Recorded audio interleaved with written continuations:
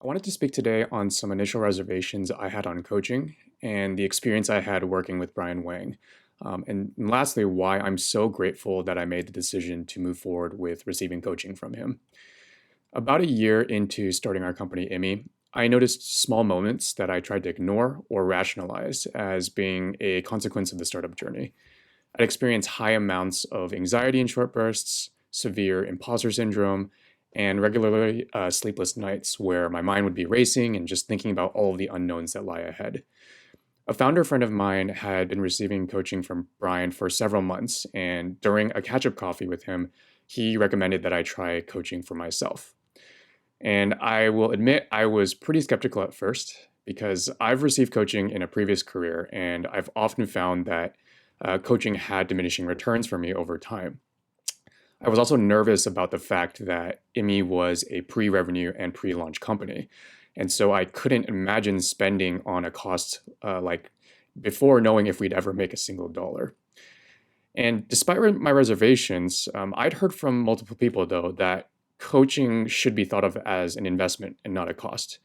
And I also knew that these small moments I was experiencing, whether those moments of anxiety or imposter syndrome, those would only compound as we grew. And so deep down, I knew that I had to speak to someone like Brian, who had the founder empathy from from his days of being a CEO, and who had the coaching expertise to help me address some of these deep-rooted insecurities that might affect my performance and growth as a founder. I came into our first session with fairly low expectations, and I honestly wasn't even sure what I wanted to talk about. I'm fairly used to preparing agendas for every company meeting, but Brian encouraged me to keep an open mind and a clean slate so that he could help guide the conversation. The first session was groundbreaking.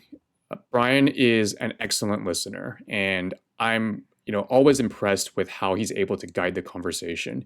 He asks all the right questions, and he helped me identify patterns in my thinking that were a symptom of deeper rooted issues that I wasn't even aware of. I've always believed that one of the most important steps to personal and professional growth is to simply be aware of and to be able to label a weakness or an insecurity that might be holding you back. Likely it's the case that you won't be able to fix it right away, but at least if you're aware of it, you can address it.